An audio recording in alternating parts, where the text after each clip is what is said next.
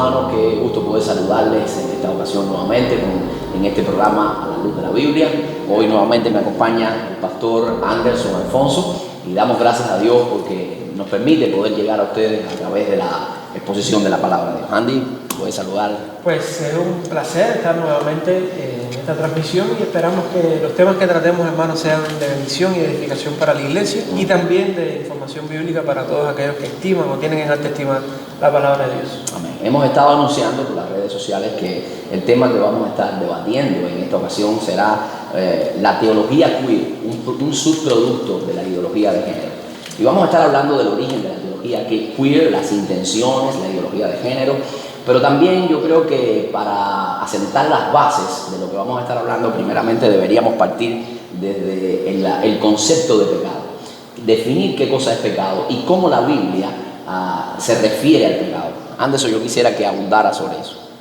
Sí, es importante comenzar desde este punto porque hemos notado una inclinación a quitar el peso pecaminoso que tienen ciertas acciones que la Biblia ha condenado y es de conocimiento para todos. Sobre pecado, y cuando hablamos de pecado, nosotros podemos encontrar que hay en la sociedad, en las personas, una diversidad de criterios enorme. Por ejemplo, tú te puedes encontrar a personas que van a comenzar a llamar pecado cosas que luego ellos no tienen cómo explicar o cómo justificar, y eso es dado precisamente a que la idea de las personas de lo que es pecado no está totalmente clara. En la sociedad, nuestro andar y en nuestro relacionarnos con las personas, podemos darnos cuenta que hay personas, por ejemplo, que saben o tienen claro o llaman, por ejemplo, al hábito de tomar bebidas alcohólicas como pecado. Y cuando surge la conversación, enseguida alguien puede decir, eso es pecado. Sin embargo, cuando le hacemos una pregunta, ¿y por qué es pecado?, a veces no son capaces de responder correctamente. Y yo creo que es bueno comenzar dando una definición de lo que es pecado para que las personas entiendan y quizás retiren o hagan morir en sí mitos de cosas que quizás no son o que cosas que sí en realidad pudieran ser y no son consideradas como tales. Hay personas, por ejemplo, que tienen claro o se refieren a acciones como fumar cigarrillos como es pecado, pero luego le hacen la misma pregunta y no tienen la respuesta para ello. Por eso yo creo que no es bueno basarnos en una definición social, porque esta es variable y con el pasar del tiempo la sociedad ha cambiado y ha reestructurado sus sentimientos y sus conceptos sobre lo que es bueno o lo que es malo. Yo creo que en eso radica la opinión social, en la percepción, autopercepción de la persona sobre las cosas que son buenas o que son malas. Pero es un presupuesto débil, porque cada persona va a tener sus propios criterios. Y caemos en ese punto relativo que para nada es provechoso. Por eso es bueno partir sobre lo que nos enseña, a partir de la palabra, a partir de las cosas que nos enseña a nosotros la palabra de Dios. Y podemos mencionar que para tener una definición bíblica correcta, tenemos que hacer un estudio de los términos que la Biblia utiliza para referirse al pecado.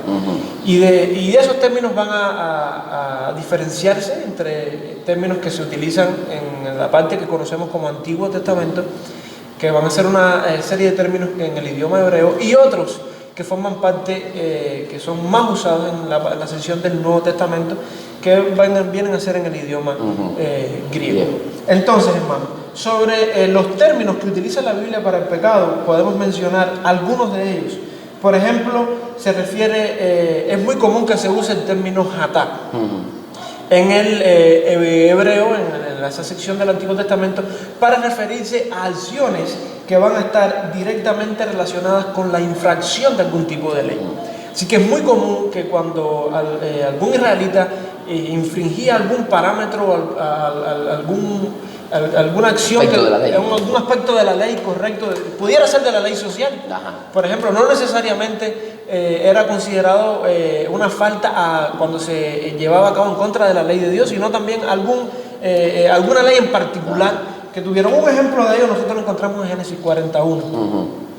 En Génesis 40 se hace referencia a la acción de aquel copero, del rey y el panadero, y el texto dice a continuación, después de estas cosas, que el copero del rey de Egipto y el panadero delinquieron contra su señor el rey de Egipto. Esa palabra delinquir es esa palabra jata que se utiliza a las normas, a la violación de las normas establecidas para el copero y a la violación de las normas establecidas para el panadero.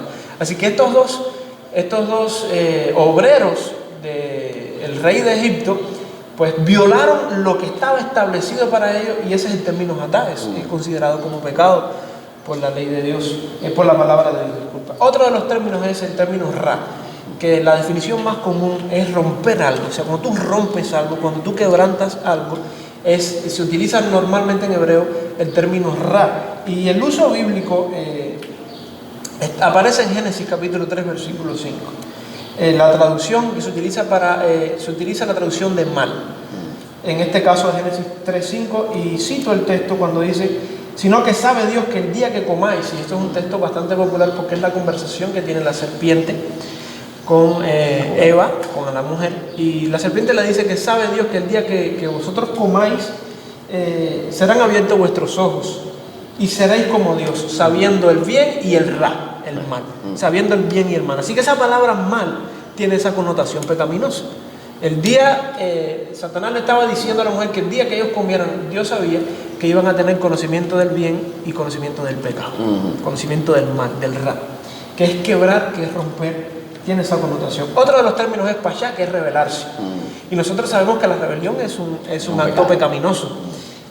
Tenemos, por ejemplo, en Primera de Reyes, capítulo 12, versículo 19, así se apartó Israel de la casa de David hasta hoy.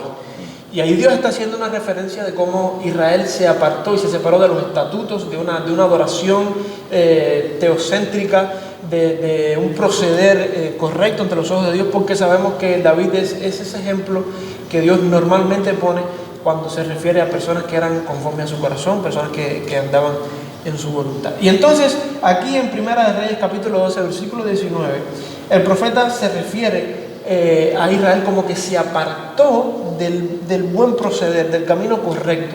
Y ese es específicamente el término pashá, apartarse, rebelarse. Y nosotros tenemos en nuestras congregaciones hermanos que se han apartado y luego pretenden regresar, y en su discurso ellos dicen que su relación con Dios no estuvo quebrantada, que ellos se mantuvieron orando, pero desde el punto en el que tú te separas, en el que tú te apartas de la congregación, como lo hizo Israel en Primera de Reyes capítulo 12, versículo 19, ya tú estás cometiendo una infracción. Y la Biblia utiliza ese término como pecado. Es uno de los términos que se puede mencionar cuando hablamos de una definición bíblica de pecado. Hablamos del término pashá. Otra de las cosas, otro de los términos es el término aguá, que significa aguón o aguaga, a veces aparece con esa connotación, que significa también iniquidad o culpabilidad, que es más bien lo que se produce después de haber cometido algún tipo de acción que ya sea Dios o por medio de sus profetas o la propia conciencia del hombre le revela en su corazón que es pecado. Así que no solamente ya estamos hablando de acciones, sino estamos hablando de una condición que se provoca de acciones. O sea, cuando tú pecas y cometes pecado, tú estás en la condición de pecador. Y a eso también hace referencia la Biblia con las personas, no solamente que persisten, sino que una vez que cometieron la acción de pecar, no se arrepienten y demás. La palabra también utiliza términos como, por ejemplo, shagá, que significa descarriarse. Y cuando una persona se descarría o se sale de la senda, también nosotros encontramos que tiene esa connotación pecaminosa. Y la Biblia así lo llama. Asham, que significa culpabilidad, que puede denotar también un acto de evadir algún tipo de responsabilidad o de no cumplir con una responsabilidad determinada. Y nosotros como creyentes tenemos la responsabilidad de ser fieles al Señor. Cuando nosotros no cumplimos con esa responsabilidad, nosotros estamos pecando. Y esa variedad de términos, otro de los términos es rasha, otro de los términos es ta, que significa... en el Salmo, por ejemplo, en el Salmo 95, versículo 10, que se refiere a la acción del pueblo cuando estaba en el desierto, esos 40 años, dice el texto, en el versículo 10, Salmo 95, 40 años estuve disgustado con la nación y dije, pueblo es este que divaga de corazón y que no han conocido mis caminos. Ese término divagar significa también descarriarse. Ese pueblo que está divagando, está descarriado, que no encuentra su norte en cuanto a la voluntad de Dios, es el término ta. Y tiene esa connotación pecaminosa también. Cualquier persona que se encuentre en esta condición y cualquier persona que se identifique con los textos o con las implicaciones que tienen cada uno de estos términos, yo creo que está en una condición en la cual exige arrepentimiento, porque tiene esa connotación. Así que el conocimiento de cada uno de estos términos nos permite discernir la forma particular que va a tomar cada pecado. O sea, cuando nosotros estamos estudiando el texto bíblico y profundizamos en los idiomas, en dependencia del término que se utilice, nosotros podemos discernir a qué tipo de acción específicamente se está refiriendo a la palabra que el pueblo o que la persona en particular cometió.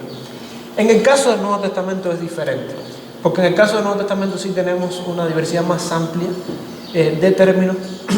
Era un idioma más moderno, el idioma griego, y hacía uso de más palabras para referirse también al hecho de pecar. Por ejemplo, una de esas palabras que se utiliza alrededor de 50 veces en el Nuevo Testamento es el término kakos.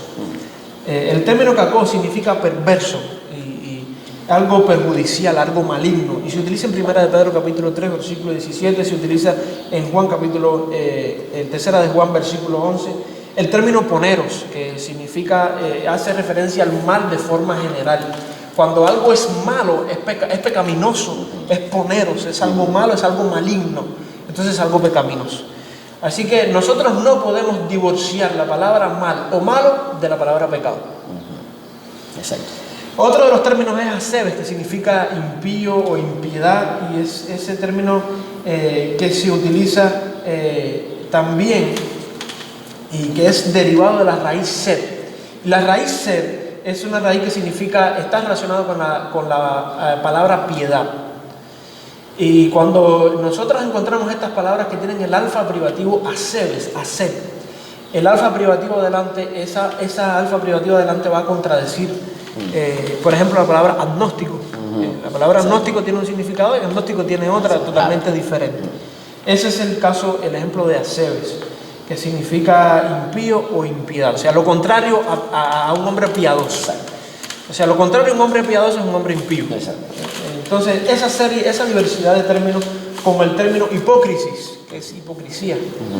El término hipócrisis es un término despectivo en la palabra de Dios. Cualquier persona que tú le digas eres un hipócrita, le está diciendo eres un pecador. Y nosotros no podemos quitarle y restarle peso a esta diversidad de términos que utiliza la Biblia, porque realmente apuntan a lo que nosotros podemos definir como pecado. Anomos. La palabra anomos es el término hace referencia a la ley. Y anomos es contra la ley. O sea, cuando tú estás haciendo algo en contra de la ley, tú estás pecando. Estás infringiendo la ley y estás pecando. Parabate, que significa transgresión, que tiene una connotación bien parecida a anomos. Planao, paratoma. Hamartía, que es el que más se usa y que es el que le da nombre a la doctrina como tal de pecado. Hamartía se utiliza alrededor de 227 veces. Por eso es el término que se utiliza para amartiología, que es la doctrina del pecado.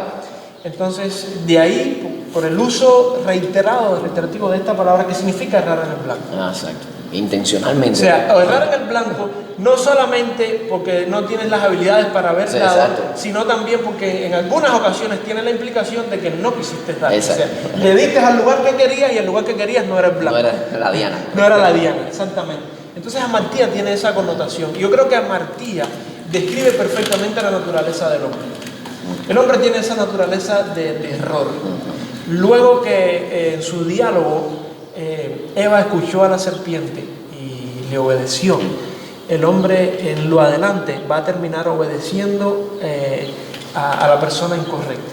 Va a terminar quebrantando constantemente la ley de Dios por su propia naturaleza. No es capaz de dar en el blanco y en otras ocasiones intencionalmente no va a querer darle al blanco, sino que sus decisiones, como dice la palabra, van a estar inclinadas de continuo hacia el mal. Y esa palabra amartía es la que describe perfectamente esta condición en la que se encuentra el hombre actualmente. Y por último, una de las que menos se usa, pero yo creo que es que dentro de las que más se conoce, está el término apostasía. Que apostasía es un estado el cual nosotros creemos, del cual es irreversible, no se puede regresar de ese estado. La palabra en Hebreos capítulo 6 yo creo que hace una descripción también de esas personas que una vez conocieron al Señor y se deslizaron. Y eso es lo que implica el término apostatar de la fe. No es una persona que hoy se encuentra hablando mal, sino una persona que progresivamente fue deslizándose y terminó en un punto alejado por completo del punto inicial. O sea, se deslizó de la fe y terminó negando, contradiciendo esa fe, la cual en una ocasión sostuvo. Y esta diversidad de términos nos da a nosotros, y gracias a ella, nos da a nosotros una vista amplia y nos da un apoyo para nosotros luego terminar haciendo una definición de lo que es pecado. Y yo creo que hay un salmo que en su interior, un salmo de David, que es el salmo número 32 en su versículo 5, que en su interior hace uso, yo creo, en el caso del idioma hebreo, de una gran variedad de estos términos que acabamos de mencionar. Y cito el Salmo 32 en su versículo 5 cuando David decía: mi pecado te declaré y no encubrí mi iniquidad, dije, confesaré mis transgresiones a Jehová, y tú perdonaste la maldad de mi pecado. Ahí nosotros vemos el uso, por ejemplo, de palabras como pecado, de palabras como iniquidad, de palabras como transgresiones, de palabras como maldad. Y cada una de ellas hace referencia a esos términos que nosotros acabamos de mencionar. Por ejemplo, cuando él comienza diciendo mi pecado, mi jatá, que es el primer término, o sea, mis fallas te declaré. Y jatá es lo que pudiéramos decir el paralelo de esa palabra jamartí, que es errar en el blanco igualmente, que es fallar. Y David le estaba diciendo al Señor en ese salmo, o sea, mis errores, mis fallas te declaré. O sea, cada vez que tú le fallas a Dios, no es otra cosa que pecar contra del Señor. Entonces, y David continuaba diciendo, mis fallas te declaré, mis jatá te declaré, y no encubrí mi aguón, o sea, no encubrí mi iniquidad, no encubrí mi impiedad. Y luego dije, confesaré mis transgresiones. Y ahí utiliza la palabra pasar, que es transgredir, que es violar algo que ya está establecido. Y David se hacía un registro de su propia alma, y David en su proceder encontraba que le había fallado a Dios, y su fallo había ido en diferentes direcciones. Habían sido fallas diferentes, pero que de forma general había fallado y había pecado en contra del Señor. Así que si nos trasladamos al Nuevo Testamento, yo creo que Juan en el capítulo 1, en el versículo 3, en el capítulo 3, versículo 4, él termina pues haciendo lo que nosotros llamamos la definición por excelencia de pecado. La Biblia define lo que es pecado. O sea, el pecado no necesita ser definido o redefinido. La Biblia ya tiene una definición, que es la definición por excelencia, que nosotros encontramos en 1 Juan capítulo 3, versículo 4, donde dice que todo aquel que infringe la ley peca. O sea, que comete pecado infringe la ley, pues el pecado es. Y cuando nosotros vemos esa la definición por excelencia, el pecado es infracción de la ley. Exactamente. Así que con toda esta variedad y con todo este recorrido por Antiguo y Nuevo Testamento, nosotros podemos terminar diciendo que pecar es ir en contra de una ley que ya Dios ha establecido. Y yo quiero decirte que hay muchas personas que en sus testimonios y en conversaciones, a pesar de desconocer la ley de Dios, ellos en su propia conciencia tienen una noción de cuándo están fallándole y pecando en contra de Dios. O sea, la propia conciencia da testimonio del hombre. Pero este texto nos habla a nosotros también acerca de lo importante de conocer, de conocer la ley de Dios, porque hay otro término que es agnoe, que es ignorar, que es agnoe, que es no conocer, no conocimiento, y el no conocer la ley de Dios no nos evade y no nos quita responsabilidad. Es necesario que el pueblo de Dios, es necesario que las personas conozcan la ley de Dios para que no la infrinjan, porque aunque no la infrinjan, igualmente están cometiendo pecado. Exacto. Porque pecado es infracción de la ley. Exacto. Creo que es pertinente haber tocado este tema y haber sentado las bases definiendo lo que es la palabra pecado, y que se resume en este último concepto que diste a través del versículo de Juan, que es transgredir la ley de Dios, es ir en contra de la ley de Dios. Y decimos esto porque, bueno, todo lo que hemos estado viendo, que se ha estado gestando en este tiempo acerca de la ideología de género, tiene un propósito bien marcado. La ideología de género persigue una intención, y esa intención está bien marcada, es destruir. Y ellos entran en todos los estratos sociales, ellos buscan entrar en la familia, en la política, en los medios masivos de comunicación, y también intentan entrar en la iglesia. O sea, todos los teóricos de género van a buscar la forma de permear la iglesia, penetrar la iglesia y contaminar las filas de la fe. Y no es que lo van a intentar, ya lo están haciendo, ya están trabajando en función de eso.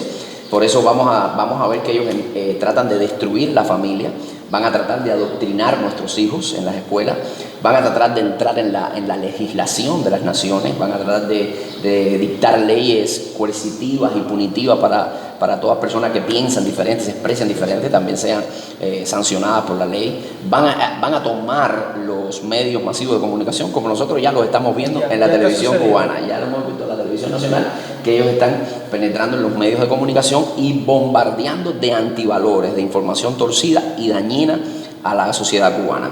Y por supuesto no se van a quedar de brazos cruzados, van a intentar entrar y contaminar el sector teológico. Claro, el campo teológico para ellos, exacto, ellos ha resultado una oposición constante. La palabra de Dios, la cristiandad, aquellos fieles y la ideología de género y esa comunidad llamada LGTB sabe que el principal enemigo ha sido la iglesia. Exacto. Así que cambiando la mentalidad y cambiando la teología, ellos se van a librar del enemigo más feroz que ellos tienen. De hecho, tenemos hoy toda una gama de teología gay, o como se llama en el término en inglés, queer theology, o en español, teología queer. Y este término es interesante porque es un término que nace específicamente en el siglo XVIII. Y cuando comenzó a usarse ese término era para referirse a personas que de alguna manera tenían un comportamiento antisocial. De alguna manera ellos corrompían la sociedad. Luego va a comenzar a utilizarse en personas que no encajaban en una caracterización de hombre o mujer. Eran algo extraño, era algo raro en la sociedad. De hecho, hay una filósofa queer también, de que abraza la teología queer, que se llama Beatriz Preciado, y ella dice que eran queer en aquel tiempo los invertidos. La lesbiana, el homosexual, el fetichista, el sadomasoquista, el zoófilo, todas esas personas se les denominaba queer. Ahora, el término en sí, ¿qué significa? Bueno, tiene varias acepciones esa palabra inglesa. Y si lo vamos a ver como sustantivo, significa homosexual, es lo que estamos viendo. Si lo vamos a ver como un verbo transitivo, significa raro, perturbar, torcer. Y como adjetivo, esa palabra queer significa raro, torcido. De hecho, eso es lo que ellos hacen más, es comenzar a torcerlo todo. Es interesante porque ese término va evolucionando con el tiempo y como al inicio se refería a las personas que tenían un comportamiento antisocial. Luego, a mediados de los años 80, ya en el siglo XX, ese término va a evolucionar y va a comenzar a ser como un motivo de orgullo. Ya va a ser abrazado como un motivo ellos van a intentar dignificar el efectivamente. Entonces, nosotros tenemos que estar claros porque lo que está tratando de hacer la ideología de género es penetrar con esta teología queer, va de la mano de la ideología de género y va a penetrar las filas de la fe con la ideología queer. Sería una herramienta en sus manos para invadir el sector religioso y tratar de torcer la escritura, tratar de mostrar como que ellos son afines con la palabra de Dios y que adoran a un Dios santo, lo cual a mí me parece una idea realmente descabellada. ¿Por qué? Porque no entiendo cómo ellos puedan plantear que creen en Dios. Creo que el mejor ejemplo que se puede utilizar es como el aceite y el vinagre, que no se unen. Porque como una persona que expone la ideología de género, que abraza la transexualidad, puede decir que cree en un Dios que es creador, que es un Dios que tiene un diseño inteligente detrás de todas las cosas que vemos, y luego decir que se siente atrapado en un cuerpo que no es el de él, o sea, que tiene mente de mujer y se siente en un cuerpo de hombre o viceversa. Lo primero que está poniendo a Dios en una situación incómoda, porque está diciendo: Dios, tú eres un incompetente, que no me pudiste hacer como yo realmente siento que debería haber sido. Entonces hay una incongruencia y no sé cómo ellos pueden tratar de emanar una cosa con otra. Y ellos no están pasivos, ellos están activos. Toda teología queer están en un intenso trabajo por mostrarse a la palestra pública. De hecho, usted puede googlear, puedes buscar en internet y vas a ver mucha información que ellos están produciendo. Puedes ir a Amazon y vas a ver que tienen un gran cúmulo de información y de publicaciones literarias. De hecho, ya ellos hoy mismo han editado una Biblia, o sea, ellos sacaron una Biblia, la Biblia de estudio inclusiva, o sea, donde esa Biblia de estudio inclusiva tú te vas a encontrar que los textos donde se habla de la homosexualidad y se habla forzados, donde se habla de pecado con la homosexualidad y sobre todo donde la homosexualidad tiene una connotación condenatoria y hablan de que Dios detesta ese tipo de pecados. Bueno, pues ellos al pie de página van a tener todo un comentario que contradice todo lo que el texto dice. Una explicación apologética a la homosexualidad diciendo que el texto realmente no es eso lo que quiso decir y demás. Tienen mucha literatura de orden devocional. En estos días que he estado estudiando realmente he tenido que leer cosas horrendas. He tenido que leer cosas que me han dado dolor de cabeza y pesar. Sinceramente, a cada 2 párrafos tienes que orar y reprender porque plantean cosas que rayan con la blasfemia y rayan con la herejía. Sí, por supuesto. Este tipo de personas no se limita a respetar ni siquiera los sagrados. Exacto, nada. Entonces tienen de orden devocional, tienen literatura, tienen por ejemplo un devocional diario que se titula El Jesús Marica.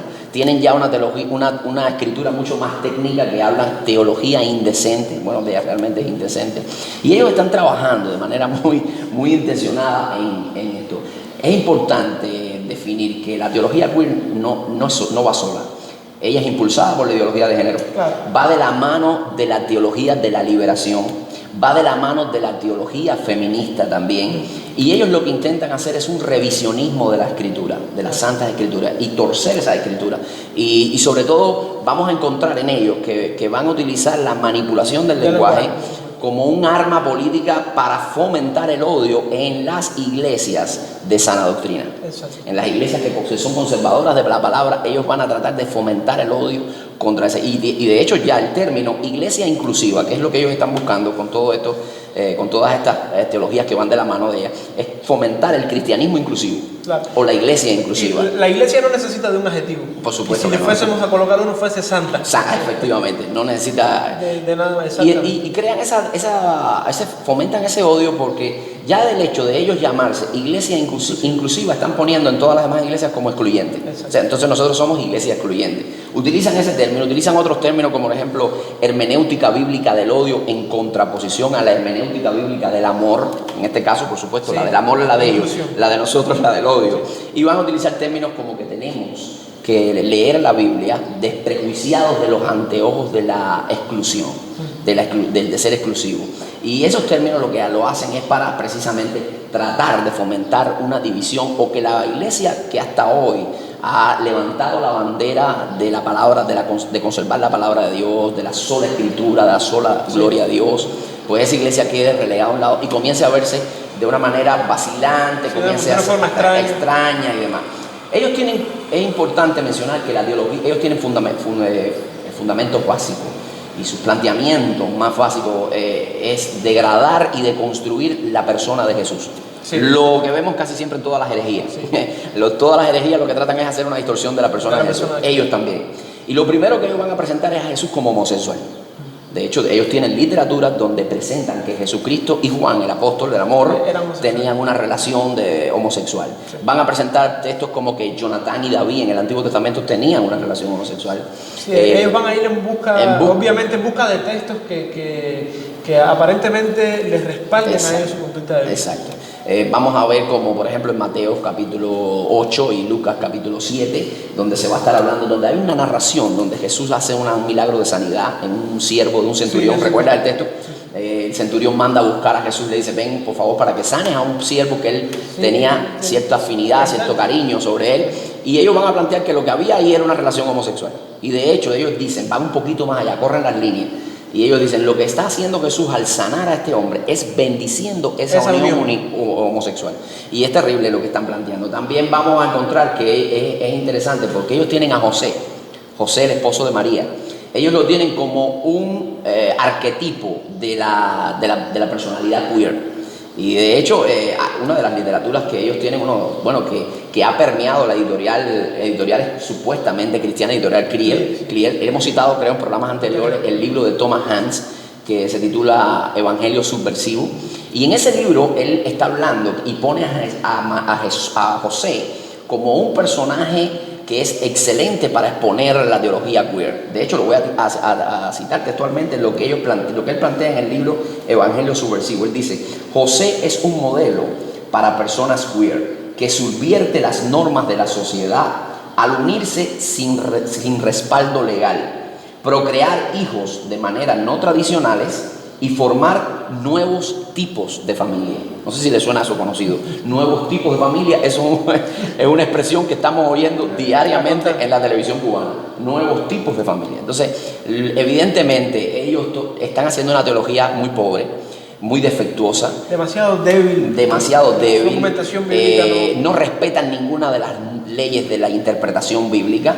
Y por supuesto lo que están es haciendo una exégesis muy miserable, muy pobre. No saben. Entonces, la pregunta que yo creo que es muy importante que podamos responder hoy, Andy, porque estamos hablando de que todo esto de la teología queer es un subproducto de la ideología de género, va de la mano de ellos. Y ellos defienden a capa y espada la homosexualidad. De hecho, tratan de presentar a Dios. Hay un libro que hace unos días me llegó, donde tratan de presentar la homosexualidad dentro de la Trinidad. Una blasfemia. Sí. Yo creo que hay que orar y ayunar para leer ese libro. Pero bueno, ¿cómo ellos ven? ¿O cómo nosotros podemos ver a la luz de la Biblia la homosexualidad? Me parece que nosotros, antes de responder esa pregunta, tenemos que asentar una base y partir desde un punto. Por ejemplo, si yo soy un profesor de una primaria, de una escuela primaria, yo voy a enseñar a mis alumnos, y yo quiero enseñar a mis alumnos que Londres es la capital de Inglaterra. Yo tengo que fijar eso en la primera clase. En la primera clase yo tengo que decirles, bueno, alumnos, Londres es la capital de Inglaterra. Ya yo en las siguientes clases, en las clases futuras, yo no tengo que decirle a ellos que Madrid no es la capital de Inglaterra, que Washington DC no es la capital de Inglaterra, exacto, que no sé, que Kabul no es la capital de Inglaterra, porque ya yo establecí una base. Sí. Y yo creo que es lo mismo que sucede en la Escritura. Se establece una base y esa base está establecida en Génesis capítulo 1, versículo 27, donde la Biblia nos dice, y creó Dios al hombre a su imagen. Así es. A imagen de Dios lo creó, varón y hembra lo creó. Dios establece una base. Todo lo que no se acopla a ese diseño, pues es inmoral. Todo lo que no se acopla a ese diseño está en rebeldía, está en desobediencia al plan de Dios y no está en armonía con el diseño de Dios. Ahora, una de las acciones que ellos toman es tratar de tergiversar los textos donde es evidente que se habla acerca de la homosexualidad y donde se habla de la homosexualidad de manera condenatoria. Exacto. Ellos van a intentar quitar el peso o la culpa del pecado en esos textos. Exacto. Por eso es que comenzamos hoy definiendo qué cosa era el pecado. Me parece que era puntual hablar acerca de eso. Por ejemplo, uno de los textos que ellos utilizan frecuentemente es el que se da en el contexto de Sodoma y Gomorra. ¿Recuerda? Cuando la destrucción de Sodoma y Gomorra, que fueron los ángeles a avisar a Lot y demás, a anunciar de lo que iba a suceder, pues ahí los habitantes de Sodoma y Gomorra pues lo que tienen es una intención de tener relaciones con ellos. Ellos dicen que no, que ahí lo que hay era un problema de interpretación de un término, de entender un término, es el término conocer. También hablan de que eran problemas de hospitalidad y demás. De hecho, yo hace algunos años vi en la televisión cubana un pasaje a lo desconocido, un programa que frecuentemente se ve en la televisión cubana, pasaje a lo desconocido, donde se invitó una supuesta teóloga de un determinado seminario de nuestra nación, de corte liberal, por supuesto, y le preguntaron, el conductor del programa le preguntó, bueno, ¿cuáles fueron las razones por las que Dios descarga su ira sobre la ciudad de Sodoma y qué pasó ahí? Y ella dice, bueno, el problema era un problema de hospitalidad. Ellos no eran hospitalarios. Yo creo que va incluso en contraposición a lo que ellos plantean, porque si ellos que han hecho hoy por hoy una consigna que dicen hasta que el amor sea ley, sí, y ellos ponen a Dios como el Dios de amor, y nosotros sabemos que Dios es Dios de amor, la Biblia dice que Dios es amor, pero no con el concepto de amor que ellos tratan de presentar a Dios, porque ellos tratan de presentar a Dios como un ser bonachón, que acepta todo lo que venga, y como un supra tolerante y demás, y la Biblia nos habla de que Dios es bueno, de que Dios es amor, pero también es santo, también es justo, y también es fuego consumidor. Entonces, no sé cómo ellos intentan tratar de emanar estas cosas. Ahora, yendo al texto, lo que dice la Escritura, el texto del Génesis 19, versículo 5, dice, y llamaron a Lot, estos son los habitantes de la ciudad, y le dijeron, ¿dónde están los varones que vinieron a ti esta noche? Sácalos, para que los conozcamos. La palabra hebrea ahí es yadá. Sácalos para que los conozcamos. Ahora, yadá tiene dos connotaciones. Una es conocer desde el punto de socializar, de intercambiar nombres, de intercambiar familia. Y el otro tiene una connotación de intimidad sexual. Por supuesto. Y entonces ellos, por supuesto, van a irse por la primera. Dicen, no, lo que querían los ángeles, pues, los habitantes de Sodoma, pues era conocer los ángeles, te cambiar nombre, saber quiénes eran, de qué ciudad era, de dónde venían, qué intenciones tenían, si estaban de paso en la ciudad. Pero bueno, realmente no respetan ni la lectura fluida del texto. Exactamente. Okay. Un poco más adelante nosotros encontramos a Lot ofreciendo su hija que era virgen para que ellos la conocieran. Efectivamente, ahí es donde vamos. Y ahí se utiliza también el término de Hadad. Mira lo que dice Lot. Él dice, entonces Lot salió a ellos a la puerta y cerró la puerta tras sí y dijo, os ruego, hermanos míos, que no os hagáis tal maldad. Bueno, si ellos lo que querían era conocer, ¿qué maldad hay en eso? Conocer a un visitante no es una maldad. No es una maldad. Más bien era una muestra de afecto. Exactamente. Si se estuviera usando el término con esa implicación. Exacto. Que evidentemente no lo está usando. Entonces dicen, he aquí ahora yo tengo 2 hijas que no han yadá varón. O sea, que no han conocido varón. Y ahí está hablando, por supuesto, de un contexto que se está hablando de sexualidad. Eran hijas vírgenes que no habían tenido contacto con ningún hombre. Y él, claro, una decisión bastante horrible la que toma Lot. Pero evidentemente deja ver que estas personas lo que no querían era intercambiar nombres ni conocer de la manera de socializar, sino la intención era sodomizar. Exactamente. Sodomizar a los ángeles. Bueno, ellos no sabían que eran ángeles, pero esa era la intención. Yo quiero destacar algo que no solamente pasa con el término de dar a conocer, sino pasa con otros términos también. Y lo que está sucediendo es que aquí estamos en presencia de un recurso expresivo que se usa comúnmente usado en la escritura, no es algo raro que se esté usando, y se usa con otros términos también. Por ejemplo, en la ocasión en la que Saúl, persiguiendo a David, entra a una cueva. Exacto. Y el texto dice literalmente que él cubrió sus pies. Nosotros sabemos que lo que él se encontraba haciendo era una necesidad fisiológica. Claro. Y la palabra utiliza ese recurso expresivo para no mencionar palabras fuertes o acciones fuertes, y que era algo muy común, como es el caso de conocer también. Exacto, efectivamente. Hay algo que nosotros tenemos que tener en cuenta, y es que la Biblia se cita ella misma y se interpreta ella misma. Es una regla hermenéutica. Es una regla hermenéutica. Y cuando nosotros vamos al Nuevo Testamento, se nos va a arrojar un poquito más de luz con respecto al texto. Cuando vamos a Judas, por ejemplo, capítulo 1, versículo 7, bueno, Judas tiene un solo capítulo, vamos a encontrar qué es lo que explica Judas. Y Judas trata de poner en un balance o en una comparación con los ángeles que han sido rebeldes y que han sido expulsados, los ángeles caídos, y los compara con Sodoma y Gomorra.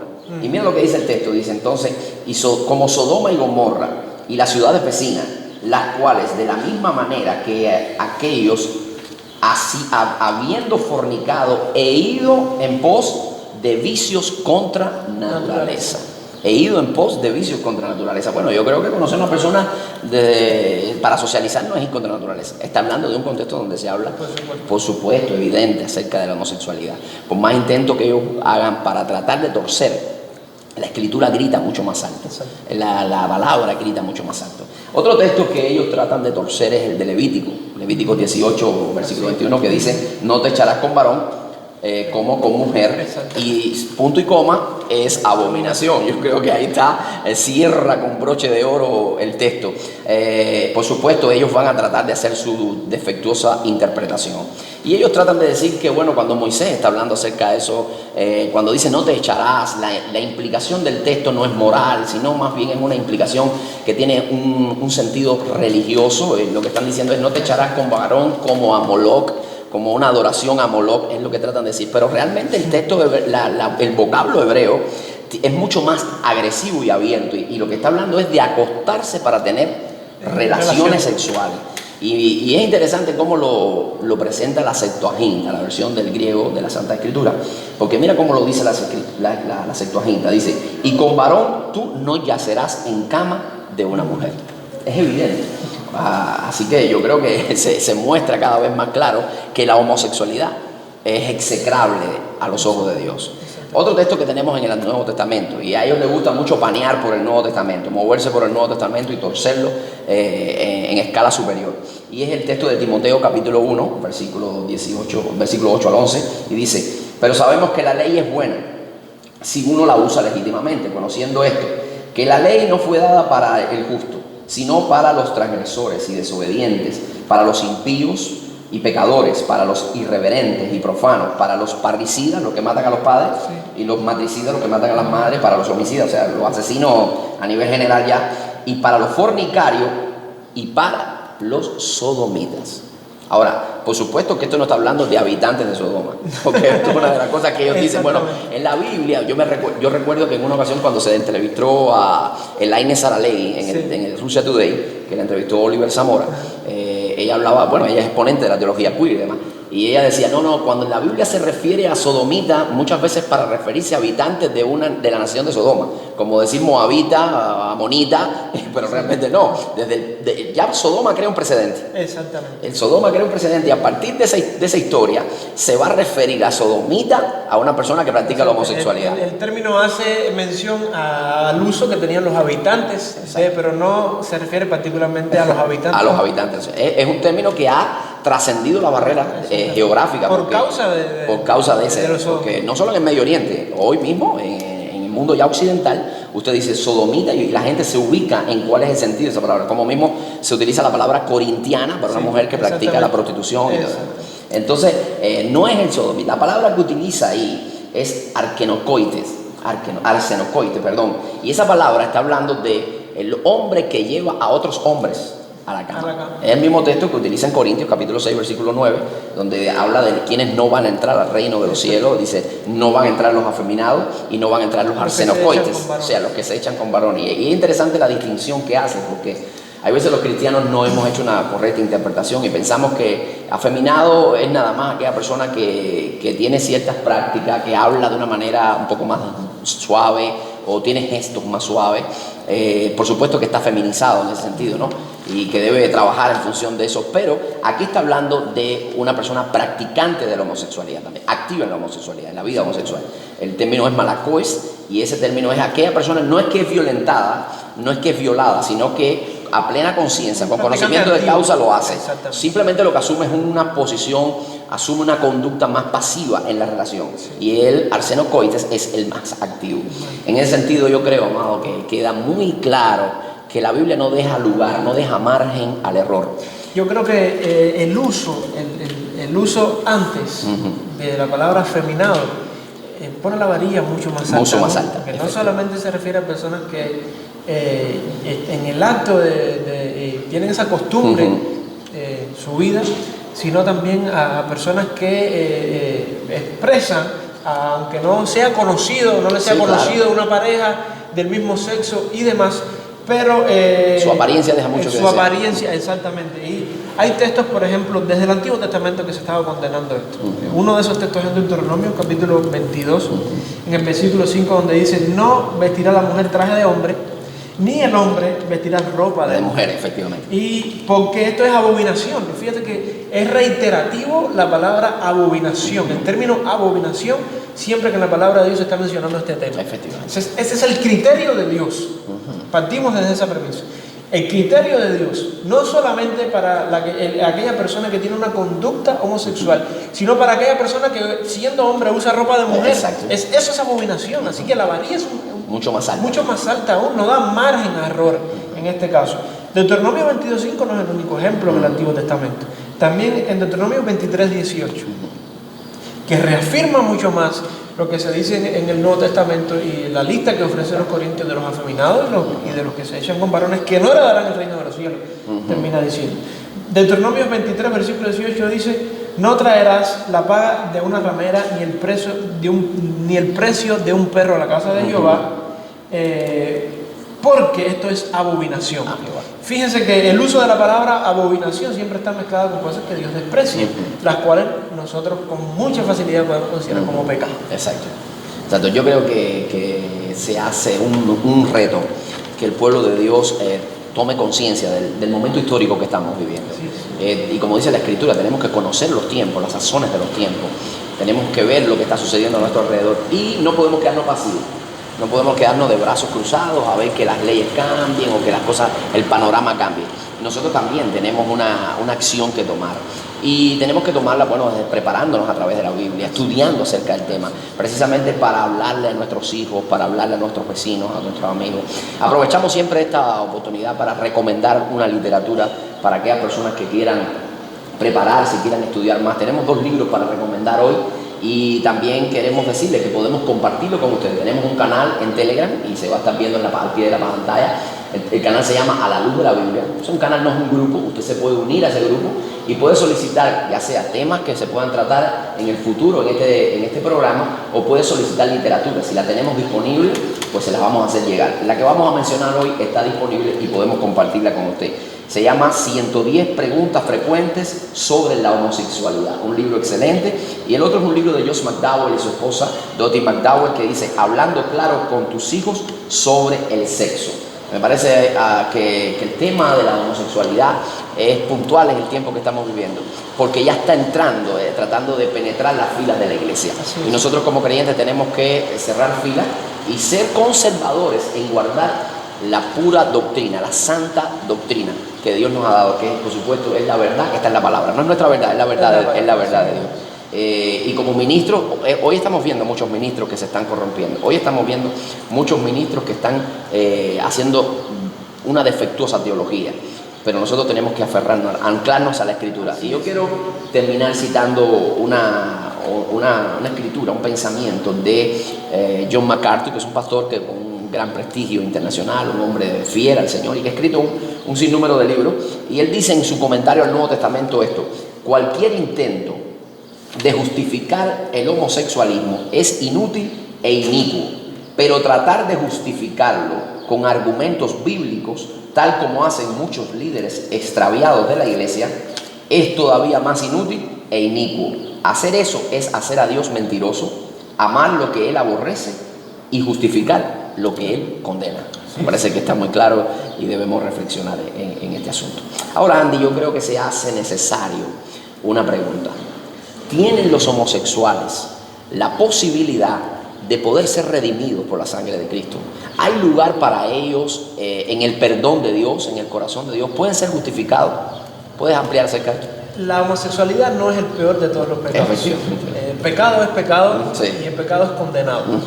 Yo creo que en este programa hemos intentado dejar bien claro cuál es el criterio de Dios hacia las personas que tienen el hábito o la conducta, una conducta homosexual. Pero nosotros le damos un énfasis marcado a la homosexualidad porque hemos visto que se está presentando apología en el campo teológico a un hábito pecaminoso que Dios condena. Y por eso hemos estado mencionando estos temas, pero no porque sea el pecado imperdonable, no porque no haya solución. Más bien nuestros programas y los temas que tratamos es mostrar la condición de pecado y luego intentar que esa persona termine arrepintiéndose. Y la respuesta a esa pregunta yo creo que sería positiva. Y yo creo que es importante dejar bien claro a todas esas personas que ahora mismo nos están viendo y le han fallado a Dios y saben que desde el punto de vista bíblico, por mucho esfuerzo, por mucho estudio, por el mucho escudriñar las Escrituras, siempre llegan a la misma conclusión, que es pecado, que están en una conducta deplorable, que el criterio de Dios acerca de la homosexualidad está bien claro en las Escrituras y demás, pero hay solución. Hay solución y la solución está en Cristo Jesús. Amén. Y yo creo que Dios, en su amor y en su gracia y su misericordia, le da la oportunidad no solamente a los homosexuales, sino a todas aquellas personas que de una forma o de otra han pecado y en la forma que haya sido su pecado, porque nosotros no somos y no nos presentamos como mejores que las personas homosexuales. Claro. Eso es algo de lo cual se nos acusa, pero que no es cierto, es una falacia, porque nosotros nos presentamos como pecadores y eso es lo que en algún momento éramos. Y hoy no dejamos en algún momento de nuestra vida de fallarle a Dios. Y en nuestro esfuerzo por serle fiel a Dios fallamos. Pero Dios muestra su amor para con nosotros, hermano. Dios muestra su amor para contigo, Dios muestra su amor para con nosotros en que nosotros siendo aún pecadores, Cristo murió por nosotros. Y la máxima muestra de amor es el haberse entregado por nuestros pecados. Así que si tú quieres mostrar el amor a alguien, yo creo que la mejor forma de mostrar el amor no es aceptarle ni consentir en el pecado, porque la Biblia nos llama a no consentir ni a participar en pecados ajenos, ni mostrarle ese amor falso, carente de verdad, a personas que tienen una condición la cual la palabra condena. Nosotros, al igual que la palabra, condenamos la homosexualidad.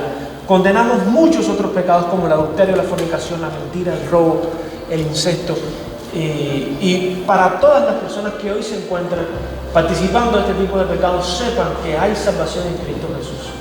Tu condición no es irrevocable. Tú tienes la oportunidad hoy de encontrar la gracia, de encontrar perdón, y todo esto es en la persona de Jesucristo. Ven a Jesucristo, ven a la palabra de Dios y puede, con tu corazón abierto, el Señor te da la oportunidad de ser restaurado y de ser perdonado en Cristo Jesús. Amén. No en una iglesia, no en una institución social, es en la persona de Jesucristo. Así es. En la persona de Cristo hay solución para todas aquellas personas que se han descarriado y que en su intento fallan constantemente ante el Señor. La Biblia nos dice también: arrepentidos y convertidos, y vendrán sobre vosotros tiempos de refrigerio de la presencia del Señor. Y también nos dice la Escritura en una de las cartas a los Corintios, el apóstol Pablo dice que de modo que si alguno está en Cristo, es nueva criatura. Así que ya todos los errores del pasado han quedado borrados, hay un nuevo expediente, todas las cosas, dice, son hechas nuevas. Gloria a Dios. Así que damos gracias a Dios por este programa, damos gracias a Dios, Andy, porque nuevamente estás con nosotros, y oren por nosotros, continúen intercediendo por la situación de nuestro país, oren por todos los proyectos que tenemos, y que el Señor nos ilumine, nos guíe para continuar exponiéndose todas estas enseñanzas a la luz de la Biblia y trayendo información desde la palabra de Dios al pueblo de Dios, tratando de suministrar crecimiento y madurez. Que Dios les bendiga, es el deseo de nuestro corazón. Bendiciones. Amén.